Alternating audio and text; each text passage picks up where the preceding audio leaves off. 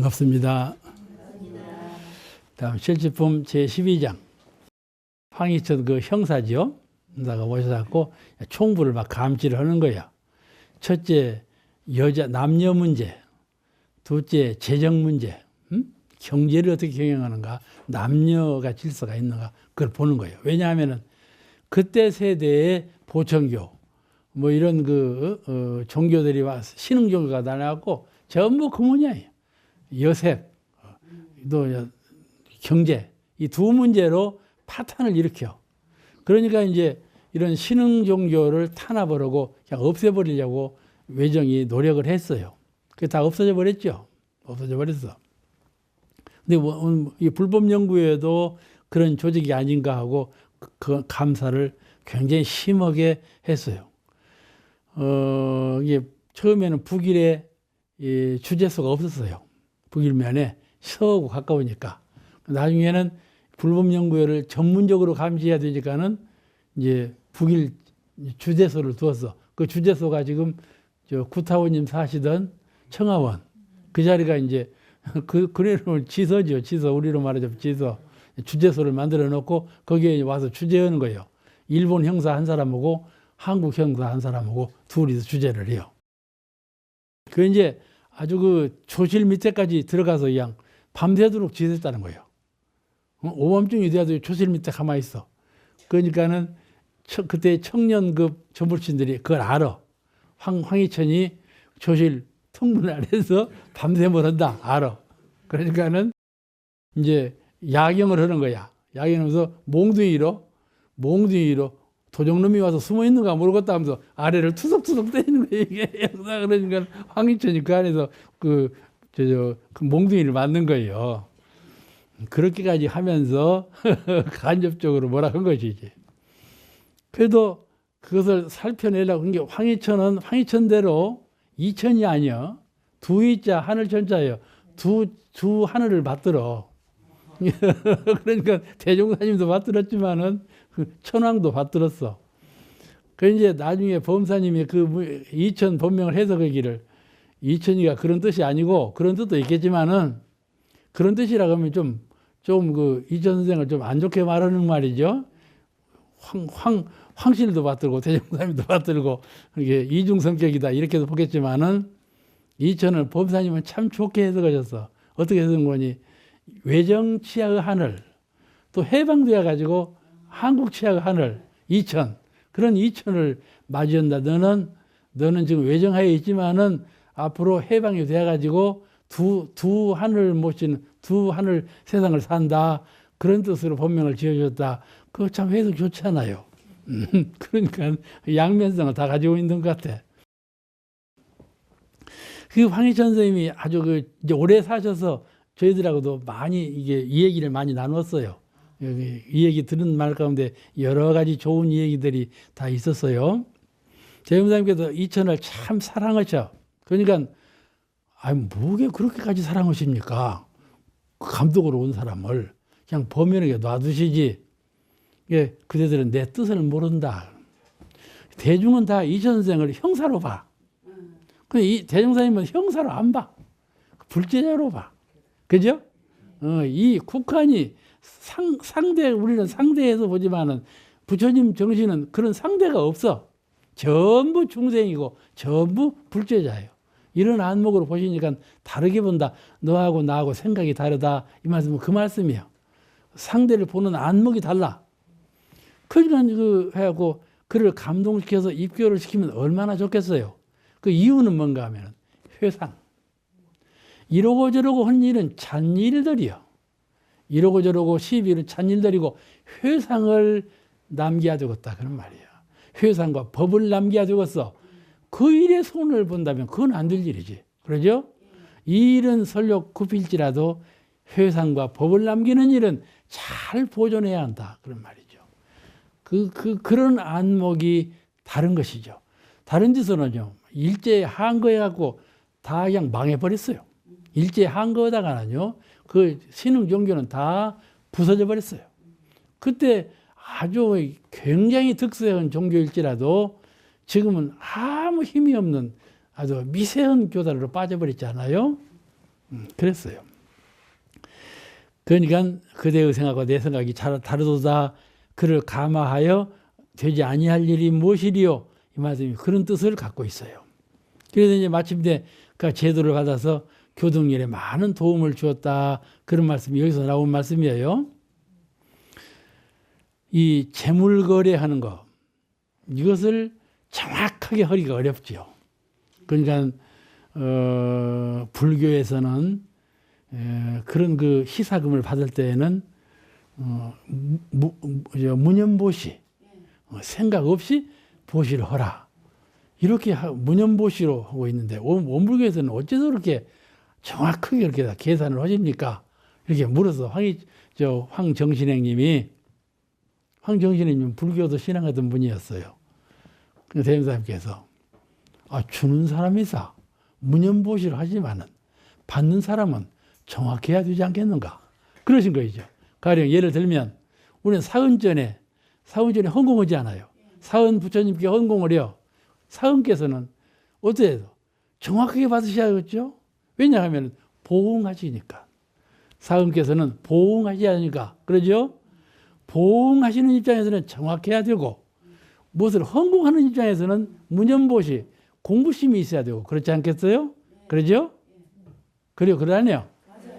이게 천지의도를 봐서 정확한 것이다. 그런 말씀이죠.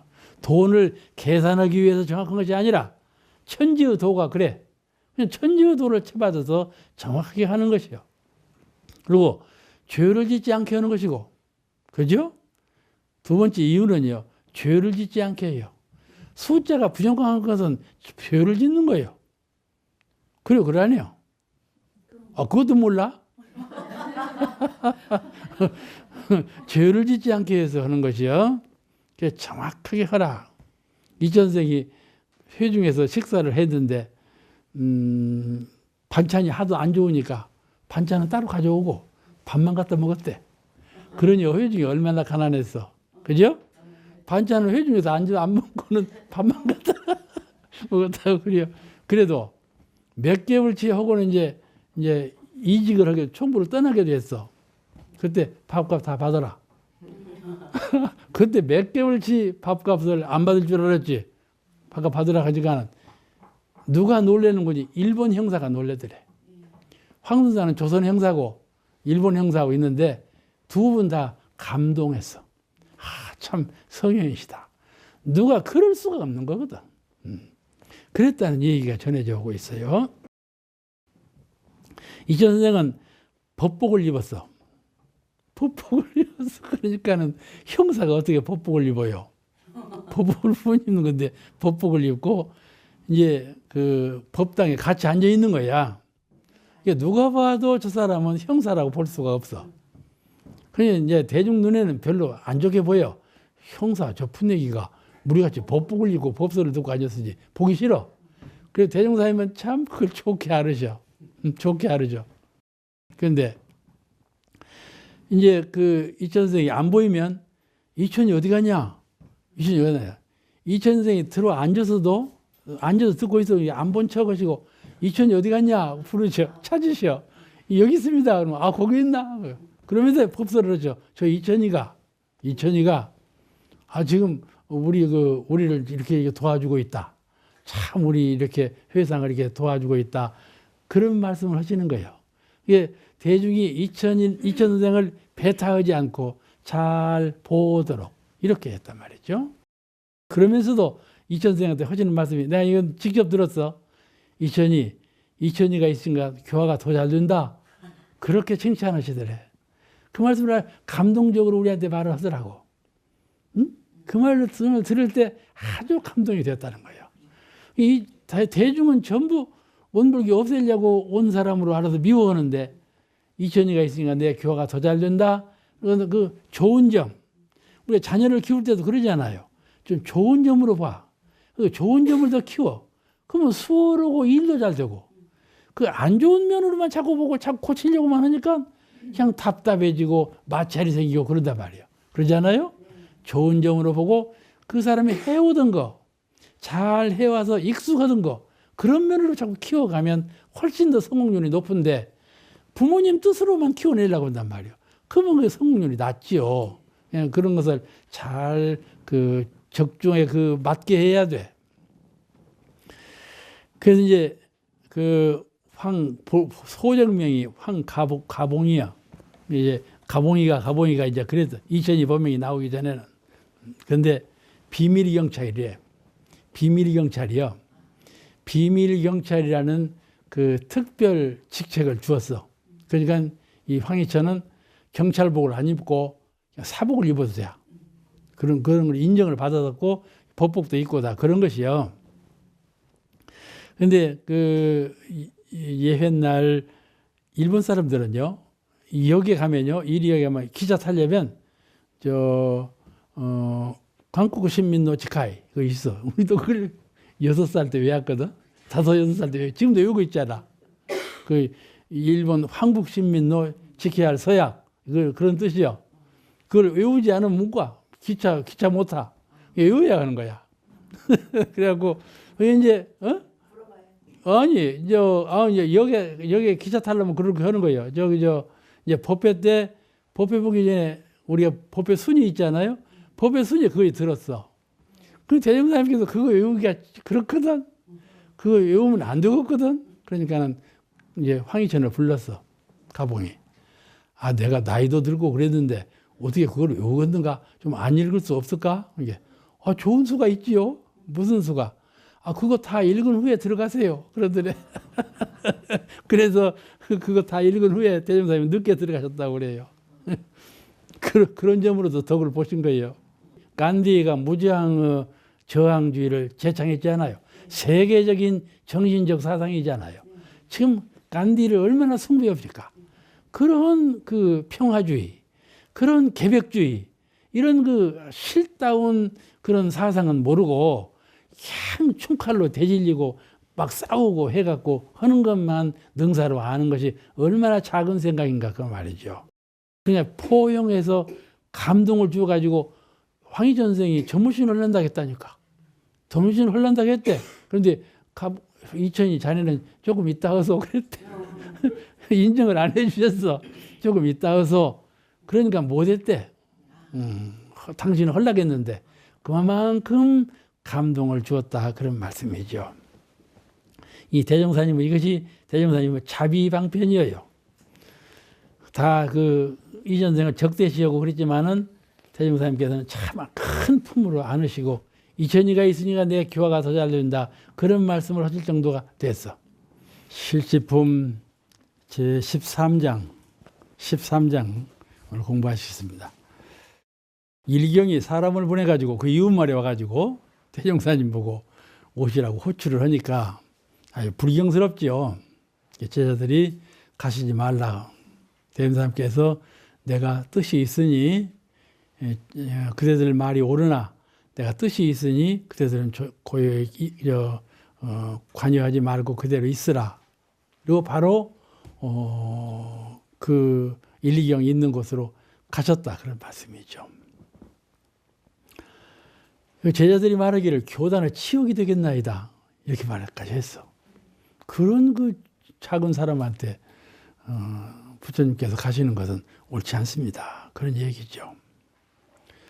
대종사님께서 그 제자 그 일경을 만나시고 돌아오셔가지고 법설을 하셔. 이제 법설을 하시기 위해서 다녀오신 거예요. 그죠? 그가 매우 황홀한 심경으로 나를 응대했다. 아주 반갑게 황홀한 마음으로 나를 응대해서 그 대접을 그가 우리를 우리를 압제할 마음이 그만큼 사라졌을 것이 아니겠는가 그런 말씀을 하시는 거예요. 우리 생각에 그 하졸인 일경이 와서 대종사님을 그리 나오시라고 한 것은 그 경관 한 사람의 뜻으로 된 것은 아닐 것이다 그런 생각이 나요. 아닐 것이다. 일제 압정은 아주 혹독한 때예요. 혹독한 때예요. 조금이라도 트집이 있으면 그 트집을 잡아가지고 이리저리 시비를 나누고 억제하려고만 하는 때니까 아주 조심해야 될 일이죠. 그렇게 그 조심해야 될 일을 잘못 판단해 가지고 작은 일을 티끌을 내면 그 긁어부스럼 낸다고 큰 일로 번진다 그 말이죠. 그 작은 경관이 가가지고 어떻게 엉터리도 없는 말을 자꾸 번지면 자꾸 커지는 것이죠. 그러니까는 작은 것은 작을 때 막아야죠. 네덜란드의 한 청소년이 네덜란드는 바다를 막아서 된 나라거든요. 근데 언이 조금은 구멍이 나서 무너지려고 한단 말이야. 그러니까 지 손으로 탁 그것을 막았단 말이야. 그냥 지금까지 그 유명한 그 말로 전해져 오지 않아? 작은 구멍을 손으로 막을 수가 있는 것을 그건 놔두어 봐봐. 네덜란드가 다 없어지는 것 아니야? 그와 같이 작은 일은 작은 걸로 딱 끊어 해결했다 이 말이죠. 하신 말씀은 나무 대접을 구하는 법은 먼저 그만한 대접이 돌아올 실적을 세상에 나타내는 것이니 이 말씀을 하셨습니다. 나무 대접을 받려거든. 우리가 대접받기를 좋아하죠? 우리가 제일 억울한 것은 다른 사람으로부터 인격적인 모독을 당했을 때예요. 그때 제일 억울하고 보는 거죠. 그런데 다른 사람으로부터 아주 박수받고 존경받고 존물을 받는다면 그같이 행복한 일이 또 없잖아요. 만불을 줘도 그런 것은 못 가져오는 거거든요. 그러니까 나무 대접을 받고자 하거든 먼저 내가 그에 상당할 대접받을 만한 상당한 일을 세상에 나타내라. 그러면 대접을 받게 된다. 그런 말씀이죠. 그러죠? 주어야 받고 심어야 거둔다는 그런 인과원리예요. 그 말씀을 하신 거예요. 내가 가서 그를 안 만나고 그를 무례한 놈이라고 해서 꼬중을 내서 보낸다면 그 인과가 있지 않겠어요? 그런 법문을 하신 것이에요. 그러면서 제일 끝에 하신 말씀이 불보살은 위를 얻어도 위라는 생각이 마음에 머물지 않나니라. 제자들은 부처님께서 그 하졸 경관을 가서 만나신단 말입니까? 절대로 불가능한 일입니다. 이랬지만은 정작 부처님께서는 나는 부처님이라고 하는 생각을 갖지 않는다. 그럼과 동시에 저가 일본 말단 경관이라는 생각도 갖지 않는다. 그 말씀이지 않습니까? 무슨 생각을 하냐면 당신은 부처님이시지만은 그도 부처님 될 만한 자격자다 그런 말씀이죠. 그런 가마를 주기 위해서 가신다 그런 말씀이에요. 저는 일경이니까 이렇게 해야 한다는 거 아니에요. 그죠? 부처님의 신법은 우리하고는 현저한 차이가 있단 말이죠. 그를 제도에서 황희천 선생 제도하는 것처럼 제도에서 못할 일이 무엇이겠는가 하는 것이죠. 그가 서에 가서 뭐라고 보고 오겠어요. 대림상교도 오중에 대단히 황공해가지고 그래 겸손해서 나를 맞이했으니 우리를 앞지을 마음이 많이 녹았으리라 그런 말씀하신 것처럼 작은 자리에서 큰 일을 처리하셨다 그런 말씀이죠. 그 대종사님께는 일정의 교단 탄압이 문제지요. 문제지 당신께서 어떻게 하리라 이것은 문제가 아니라 말씀이죠. 그러죠? 당신께서 문제 삼는 것은 우리 교단, 우리 법이 어떻게 유구하게 전해질 것인가 그것이 문제지 당신께서 직접 가서 그를 교화하는 일은 그건 큰 문제가 아니라 이 말이죠. 그 최우선 과제는 당신의 법과 당신의 교단이에요. 그래서 그들은 참 무슨 제목이라도 씌워서 탄압하려는 그런 의중을 하고 있기 때문에 그 의중을 잘 알으신 거예요. 제자들은 그 뜻을 잘 몰라. 일본 경찰이 이렇게 생각한단 말이에요. 근데 전애들은 무슨 트집을 잡아서라도 우리를 탄압하려고 하는 이 뜻을 잘 아신단 말이에요. 그러니까 그렇게 대처하신 거예요. 정산종사님을 오시라고 해가지고 처음에 움막에 있으라. 그 사랑하는 제자가 왔는데 그냥 오자마자 굴 속으로 보냈나. 아무 흔적을 보이지 않기 위해서. 그런 사람이 왔다. 이걸 안 나타내기 위해서. 그런 것이 제 일이에요. 그 다음에 신통 이적을 부리지 말라. 이것을 다 지도하기 위해서 그러셨다고는 하지만은, 외부 사람이 볼 때, 저 정산용사 찾으러 제자를 보낼 때 이랬다 그거든. 첫눈에 봐서 얼굴이 환하고 존경스러운 분이 있으면 많은 사람 가운데 그런 분이 있으면 그런 분 모셔와라. 이 말만 하는 거야. 그러니 그렇게 그런 말을 듣고 가서 어떻게 사람 많은 데가 찾아 말이야. 송정리가 하고 그러잖아. 그렇듯이 정산용사님은 누가 봐도 얼굴이 훤한 그런 분이라. 그런 분이 와서 있으면은 독립군이나 아니면 왔는가 하고 살핀단 말이죠. 이렇게 일경의 탄압이 아주 심하고 작은 일이라도 기연히 트집을 잡으려고 하는 때였어요. 최수은 신사가 제가 이 얘기 늘 하죠. 형리가 목을 치려고 이렇게 때렸지만 3번 목을 쳐도 안 받아. 포독천하라고 써놓고 그 후에 이제 치니까 목을 받고 갔다 그런 말씀이죠. 그런데 최수은 신사 돌아갈 때도 난정, 사도 난정이라고 사도를 가지고 이 나라의 정사를 어지럽힌다. 그게 제목이야. 아무 사도 난정한 일이었거든. 사도를 빈 일도 없고 난정한 일도 없고 그럼 괜히 뒤집어 씌우고 따르는 분이 그때 이제 천여 명이 되었다 그래. 천여 명. 그때 제자가 천여 명이 되었다 그래요. 신도가 천여 명 된 군중이라는 것은 나라에서 볼 때는 큰 대중으로 본 거예요. 아주 상당한 세력으로 본 거예요. 그래서 이 세력을 뒤집으려고 죄명을 씌운 거거든요. 이와 같이 작은 것, 정당한 것 갖고도 죄라고 씌워갖고 그러는 때이니만큼 참 조심해야 될 일 아니겠어요? 일본은 우리를 그렇게 본 거예요. 말단 순경의 작은 감정, 작은 말씨 하나가 아주 큰 폭탄이죠. 아주 어지럽히는 죄의 종자가 될 수 있어요. 그거를 잘 정리해 주신 것이에요. 여기 하신 말씀, 나무 대접을 구하는 것은 먼저 대접받을 실적을 세상에 나타내는 것이다. 그 말씀에서 우리가 잘 공부해야 되겠죠. 일경이 우리한테 불경하는 것은 우리가 일경한테 불공을 잘못했다고 이렇게도 생각할 수가 있는 거예요. 저 사람이 왜 여기 와갖고 말단 직원이 우리한테 대종사님을 오시라 가시라 그런가? 이 생각이 첫 생각이죠. 그러면 그것을 좀 뒤집어 생각한다면 우리가 그에게 평소에 불공을 잘못했기 때문에 그러한 일이 왔다. 그렇게도 생각할 수가 있다. 그런 말이에요. 아시겠죠? 뭐 그렇게 꼭 하는 건 아니지만은 그러니까 내가 먼저 그렇게 존경을 먼저 베풀어야 그 대접이 나에게 돌아온다. 이거를 잘 알아야 되겠어요. 우리 주변에는 그런 일이 퍽 많지요. 괜히 나를 싫어하는 거야.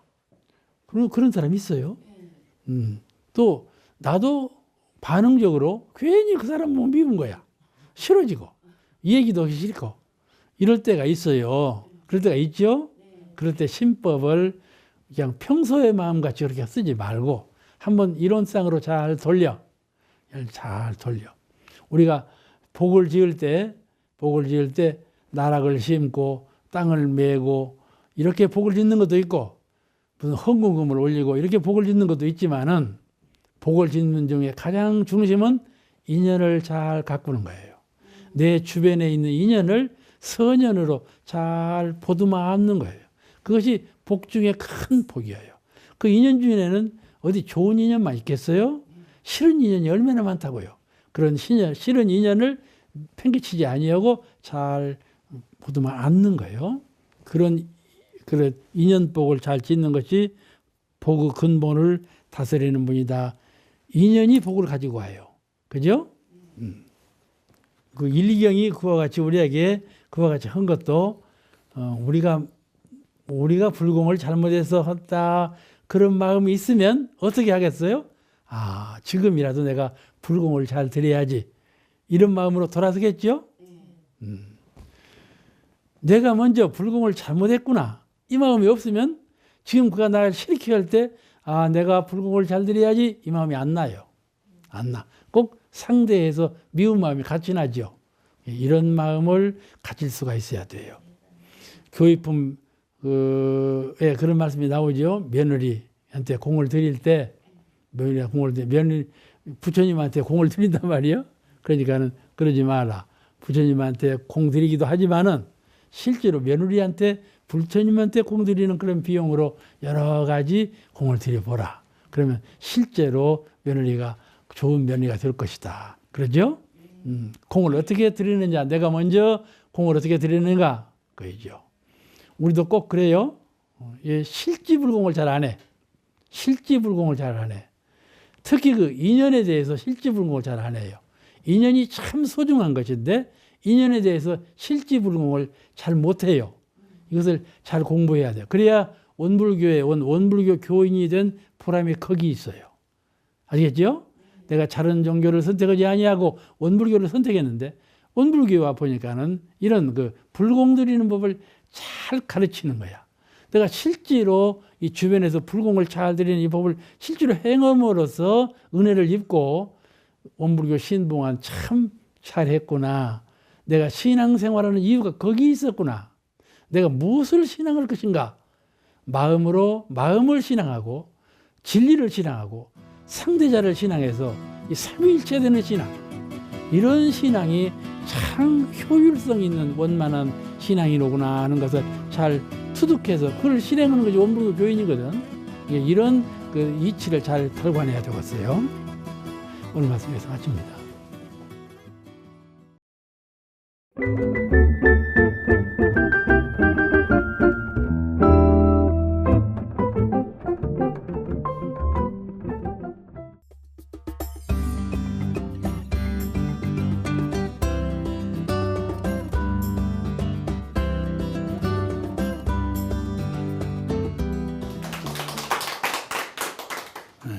반갑습니다.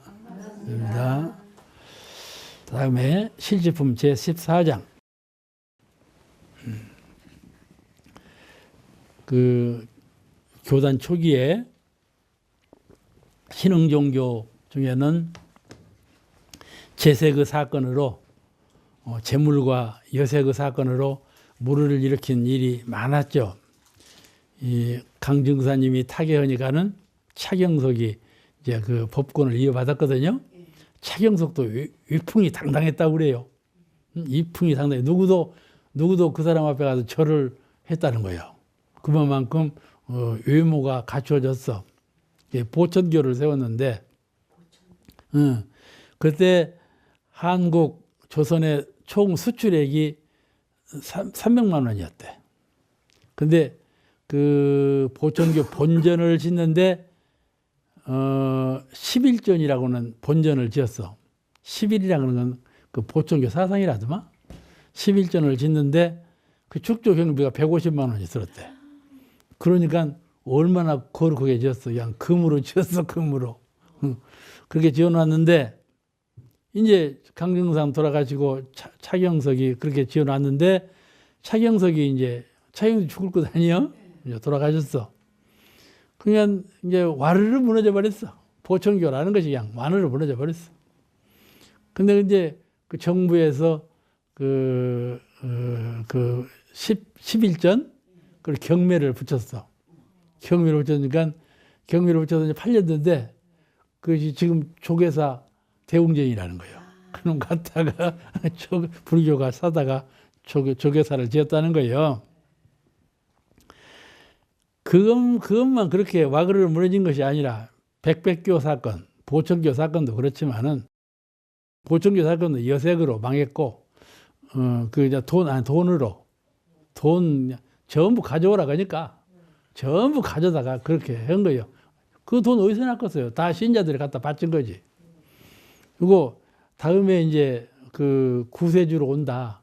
다음에 그 차천자가 천자가 되고 그런 세계가 온다. 그러니까 그런 세계가 오면은 나도 이제 한 등세를 하고 나도 뭐 하고 이제 이런 마음으로 다 이제 모여든 거예요. 그냥 와그르르 무너져 버릴 수밖에 없죠. 그때 백백교라는 것이 생겼는데 백백교는 동학 신도가 만들었다고 그래요. 그 이름이 정운이든가 그런 사람인데 그건 또 수많은 여상을 또 이제 겁탈을 해가지고 문제를 일으킨 사람이요. 그래가지고 그 사람은 이제 그 생전에 자살했죠. 자살했어. 완전히 탄압을 받으니까 자살할 수밖에 없게 돼버렸어요. 그러니까 이런 그 재세금 문제로 이제 그 많은 무리를 일으키니까 우리도 이제 그런 것을 사찰을 받을 수밖에 없었죠. 그런데 원불교만큼은 불법연구회만큼은 아주 재세계 너무나 청빈하고 너무나 깨끗한 거래요. 그냥 흠을 잡을 수가 없어. 그러니까 그렇게 너무나 깨끗하고 흠을 잡을 수가 없으니까 경탄해가지고 하는 말이에요. 여기는 이렇게 문란하고 침체되어 있는데 여기는 그렇게 정리가 잘 되고 깨끗하니까 상대적으로 칭찬이 오는 거예요. 그죠? 그리고 칭찬하기를 불법연구의 조직과 개혁과 실행은 나라를 맡겨도 되겠다. 이런 칭찬 말을 들었다. 그런 말이에요. 응? 아시겠죠? 비교급으로 상대적으로 너무나 잘하니까 높은 칭찬을 받았다. 그런 말이에요. 그래서 대전사님께서 하신 말씀이 있죠. 세계 인류를 다 맡긴들 못할 것이 무엇이겠는가. 그런 말씀도 여기서 나오신 말씀이에요. 대종사 참다운 도덕은 개인, 가정, 사회, 국가, 세계가 모두 다 잘 살게 하는 큰 법이라. 그죠? 참다운 도덕은 세계 인류가 다 같이 잘 살게 하는 큰 법이라. 세계를 맡긴들 무엇이 못할 것이 무엇이겠는가. 이런 말씀 하신 거죠. 그때 그 조직과 계획과 실행을 찬양했는데 조직은 시민일단의 조직이에요. 조직이 참 시민일단을 우리가 잘 운영을 못해서 그러지 참 좋은 조직이에요. 그 대종사님 정신대로만 시민일단의 조직을 운영하면, 그러죠? 조직을 운영하면 공부와 사업과 신앙과 수행 간에 못할 것이 없죠. 우리가 그 조직 운영을 잘못 관리하는 거예요. 잘못 관리하는 거예요. 또 이 공의에 의한 계획을 세울 때 누가 명령적으로 하지 아니하고 여러 사람의 공의를 받아서 일을 행해가기 때문에 결함이 없어. 누가 한 사람의 직연으로 무엇을 고집성스럽게 하려고 하면 반드시 상대가 있고 결함이 있거든요. 그렇잖아요? 그런데 항상 공의에 의해서, 절대치에 의해서 계획을 세우고 일을 해나가기 때문에 하자가 없죠. 그런 제도였어요. 누구를 뽑더라도 공의에 의해서 뽑았고, 무슨 일을 진행하더라도 공의에 의해서 진행을 하고, 그렇게 돼 있어요. 그런 거. 또 실행면에도 봐도, 실행면은 원불교가 아주 1등이죠. 대중 집회에 오면 아주 공인받았어. 대중 집회가 열리면은 타종교, 어느 종교라고 뭐 말은 못하겠지만 타종교에서 호흡 가면 난장판이에요. 호흡 간 끝터리가 난장판이에요. 원불교 행사는 그냥 그 전보다 훨씬 더 깨끗하고 정돈돼서 하고 행사를 하고 간 자취를 보면 그와 같이 매우 그 실행면에서 강한 종교가 원불교지요. 이런 면에서 그때부터 칭찬을 받았다. 그런 말씀이 전해져 오고 있어요. 실지품 제15장 공부하시겠습니다. 여기 말씀하신 대종사님의 본의, 이걸 우리가 잘 알아야 되겠어요. 대종사님의 본의. 그 교당은 서울교당인데 서울교당은 뜰하기 넓어요. 넓어.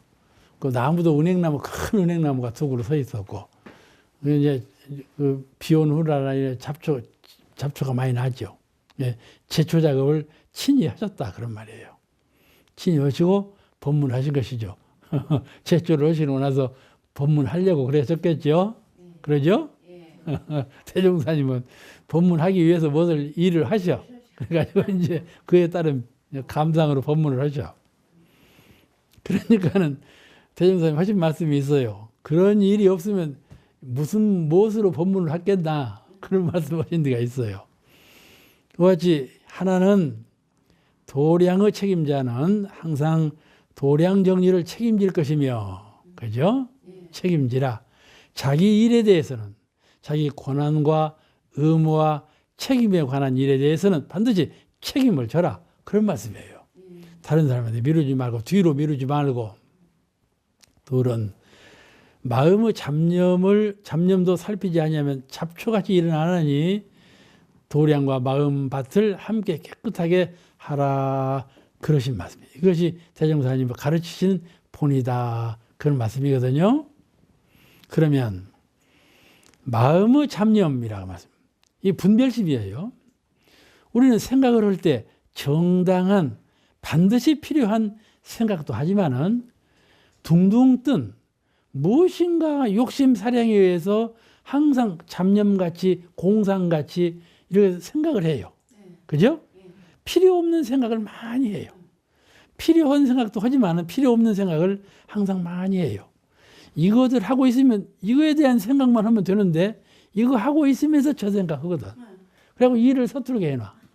그렇게 잡념이 꽤 많아요. 어떤 사람은 그냥 그걸로 병이 나는 사람도 있어. 이 잡념 대처하는 법, 이것이 여러 가지 그 유무념 공부를 하거든요. 근데 제일 대처하는 법 가운데 중요한 법은 이론상을 생각하는 거예요. 이론상을 생각하면 다 사라져버려. 응? 이론상을 생각하면 죽을 일을 당해서도 죽기로서 해야 될 신심이 나요. 용맹심이 나는 거라. 이론상. 그래서 이론상에 대한 깨달음, 이론상에 대한 믿음, 이 이론상을 실천하고자 하는 서원, 상당히 중요한 거예요. 원불교에는 항상 이론상을 상념에 두고 살아야 돼. 이론상 하면 그냥 흔연히 잡념이 사라져버려. 그러죠? 그것이 이론상 믿음이에요. 그게 바로 이론상 수행이고. 그렇지 않아요? 우리가 이 잡념이 일어나는데 잡념이 무의자연으로 일어나. 어떻게 일어나는가? 허공에 바람 일듯이. 허공에 바람이 일잖아요. 이게 무의자연으로 일어나. 이 심천, 마음 하늘에도 생각이 무의로 일어나. 호련열기로 일어나고. 그러죠? 그게 죄가 아니에요. 그걸 죄라고 생각하지 말아요. 그건 무의자연한 것이에요. 그런데 이것이 경계를 대할 때, 경계를 대해서 죄성으로 변화돼요. 죄성으로 변해돼. 그런데 이 마음이 자꾸 일어나면 정신이 나누어지겠어요? 합해지겠어요? 나눠지죠. 흩어지는 거예요. 이 생각이라는 것은 불기운 같아요. 이 불이 날 때 불기운 불끝을 보면 전부 나눠지죠. 이렇게. 자주 나눠져, 이렇게. 흩어지고 나눠져. 불기운은 그래요. 그런 그 빛이, 마음의 빛이 생각으로 나는 거예요. 빛은 광명이죠? 불기운이에요. 아시겠죠? 이게 생각이라는 것은 내 정신을 흩어지게 하는 거예요. 반대로 불기운 반대로 무슨 기운이라고 그래요? 물기운이라고. 물기운은 합하는 거예요. 합하는 거예요. 골골골골 모아서 합해지잖아요. 물기운과 불기운 두 기운이 음양상승의 기운이에요. 그렇지? 물기운은 음기운이고 불기운은 양기운이고 이 두 기운이 조화를 이루는 거예요. 그래서 생각이 나는 거예요. 생각이 나는 거예요. 이 생각이 많이 생각이 날수록 정신이 흩어지고 약해져요. 강해지지 않아요. 정신력이 약해져. 그 다음에 약해지면 혼탁해져요. 혼탁해진다는 말은 어두워진다 그런 말이에요. 정신이 자꾸 생각을 자꾸 많이 하면 약해지고 어두워진다 그런 말이에요. 아시겠죠? 그래서 우리가 늘 잡념을 제거하고 일심을 양성하는 거예요. 그래야 내 정신이 영대가 밝아지고 강해지고 아시겠죠? 강해지고 밝아지면 병마가 없는 거예요. 우리가 병기도 그리 생기는 거예요. 불기운으로 생기는 거예요. 병기도. 이 음양의 조화가 잘못하면 병기가 일어나는 거예요. 그래서 이런 것도 음양의 조화를 잘 자기가 그 도력으로 해나가면 병기가 사라지는 거예요. 이게 사람들은 병만 나면 약국에 가거든. 그러죠? 이게 병 나면 먼저 손을 닦아야 하는 거예요. 아시겠죠? 그렇게 하겠어, 안 하겠어? 손을 닦는 것은 마음 공부만 하기 위해서 하는 것이 아니에요. 병도 치유하는 것이요. 그러니까는 몰라 이제 참말로 헐랑가는 모르겠지만은 나중에 해봐도 실효가 없더라고 하지 말어. 그건 잘못해서 그러는 거니까는. 그래서 그와 같이 이 분별심, 잡념을 제거해야 된다. 그런데 제거해야 되는데 이것이 꼭 그 땅을 가만 놔둬도 누가 잡초 심지 않았어. 그 잡초가 저절로 생겨. 마음도 가만 놔두면 챙기지 아니하면 이론상 마음으로 늘 관조해 보고 챙기지 아니하면 잡념이 일어나. 잡념, 사심이 일어나. 왜 사심이 일어나는가? 이건 육군 안에 갇혀 있어요. 그죠? 안, 이, 비, 설치는 이 썩어서 죽을 육체 안에 정신이 꽉 갇혀 있거든. 그죠? 영향을 받아. 항상 이 육체의 영향을 받아. 그러니까 생각이 자꾸 나는 거예요. 이 생각, 저 생각, 나는 배고프면 배고픈 생각. 그래서 나지 않아? 생각이 나는 이런 잡념이 난다 이 말이요. 이게 가만 두어도 생각이 그렇게 나게 돼 있어. 그거를 이론상 마음으로 잘 조절한다. 정당하게 해야 될 생각인가? 정당치 못한 잡념인가? 이것을 잘 구별할 줄 알아야 하고 이론상 마음으로 잘 회양할 줄 알아야 되겠어요. 그죠? 네. 그 이론상이라는 것은 참 기묘한 거예요. 한순간도 놓아버리던 자기한테 손해가 가. 아시겠죠? 네. 이론상을 상념해서 조금만 방치해 놓아두면 자기한테 손해가 와. 손해가 와. 그래서 늘 이론상을 상념으로 갖고 있어야 한다. 섬겨야 돼. 그래서 우리는 생각을 멈추라 그래요. 재단용사님께서 생각을 하루에 3번만 멈춰봐라. 3번만 멈춰. 그러면 성불할 수 있다고 그런 거예요. 금방 성불은 안 되지만은 멈추니까 멈춰서 가만히 보니까 내가 중생이로구나 그걸 아는 거예요. 무엇을 하다가 생각을 딱 멈춰봐. 내가 참 사바세계에 있었구나. 수도문중에 있는 것이 아니라 내가 사바세계에 있구나. 이걸 알아. 늘 우리는 사바세계에서 뭘 생각하고 행동하고 이 총중에 사는 거예요. 중생의 총중에 사는 거예요. 근데 딱 멈추고 자기를 한번 반성해 보면 내가 지금 사바세계에 있구나. 이걸 알아.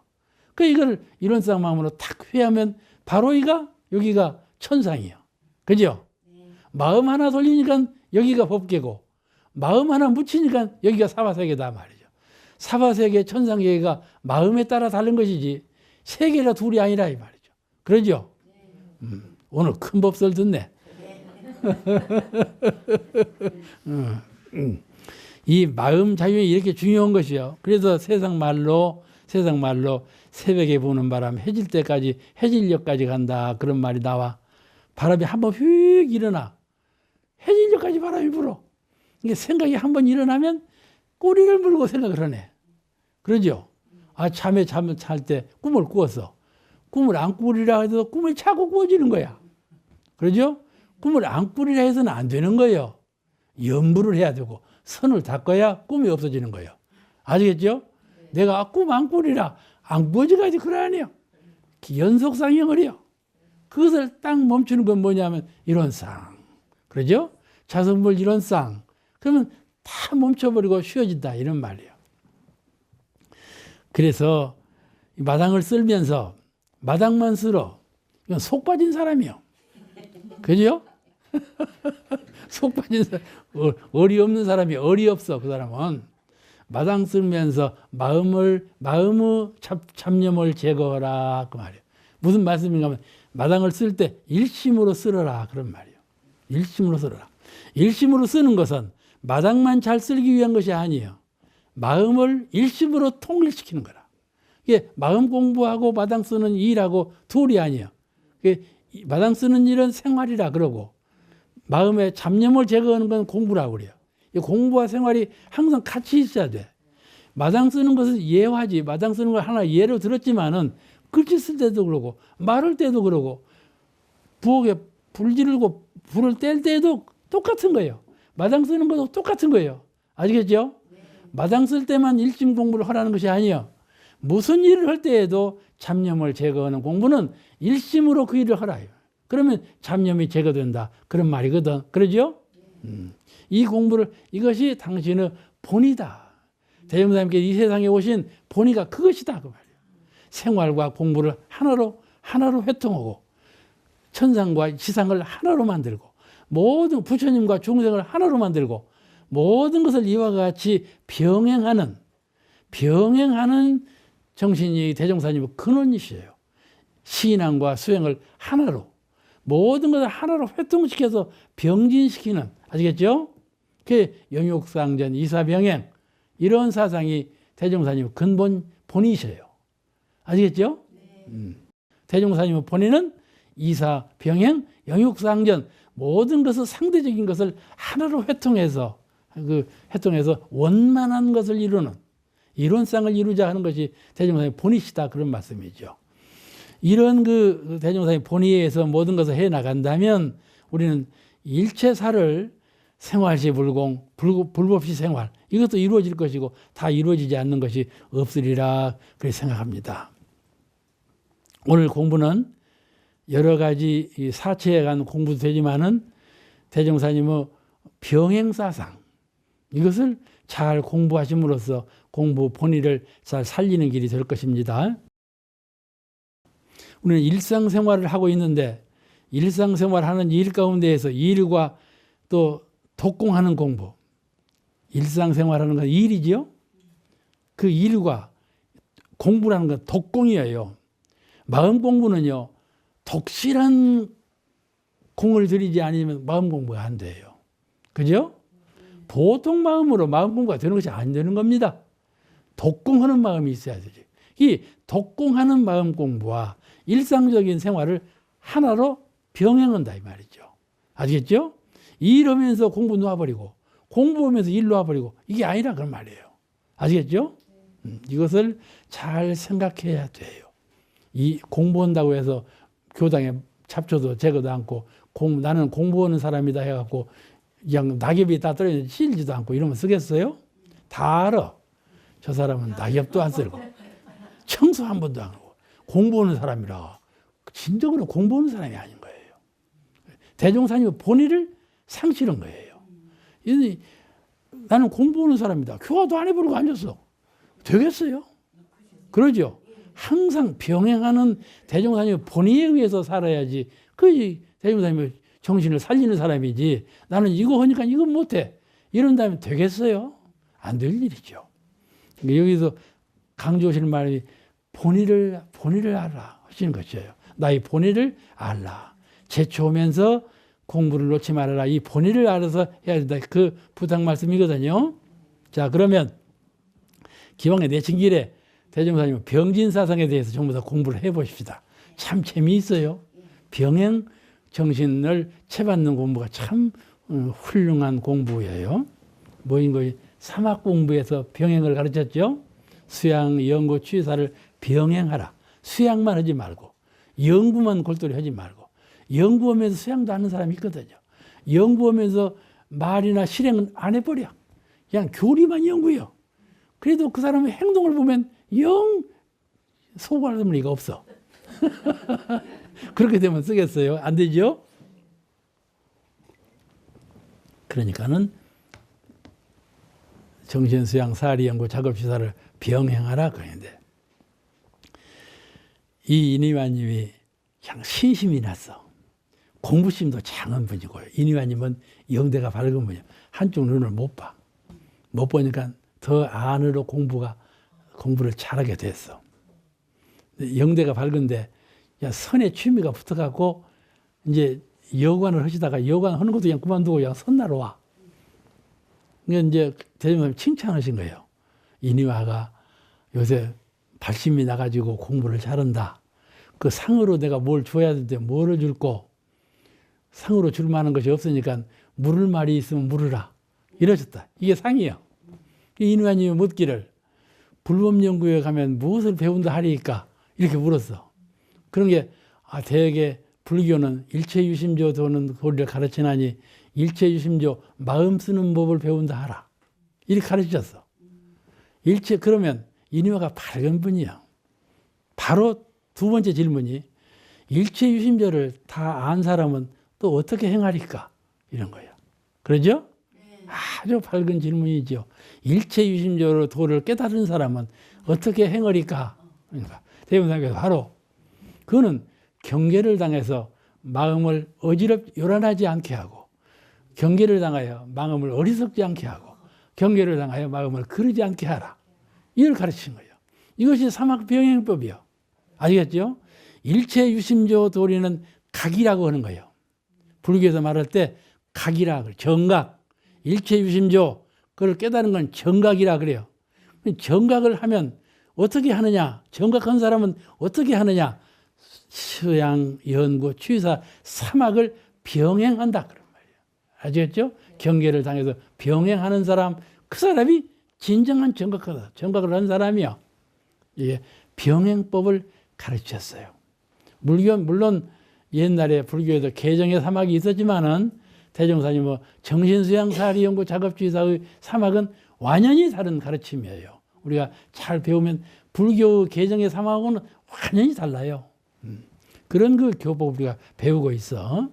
또 생사길에서 이 생사길 갈 때 열반의 길을 갈 때는 그 죽음이에요, 탄생이에요. 뭐예요? 죽음이요, 탄생이요. 죽을 때. 응? 같이 있어? 도장님이 도인대학교만 같이 있어. 죽을 때 죽는 일만 아니요. 사는 일이요. 그죠? 아니요. 죽을 때는 죽을 뿐이요. 그렇게 생각하지 말라는 거예요. 그건 대종사님이 보니까 아니요. 살 때도 그래요. 살 때도 이제 탄생하지 않아? 탄생하는 거 그건 죽음하고 같이 있는 거예요. 응? 생즉사. 나니까 죽지. 그렇지 않아요? 생과 사는 항상 같이 있어. 낳고 안 죽을 수 없어. 그런 거예요.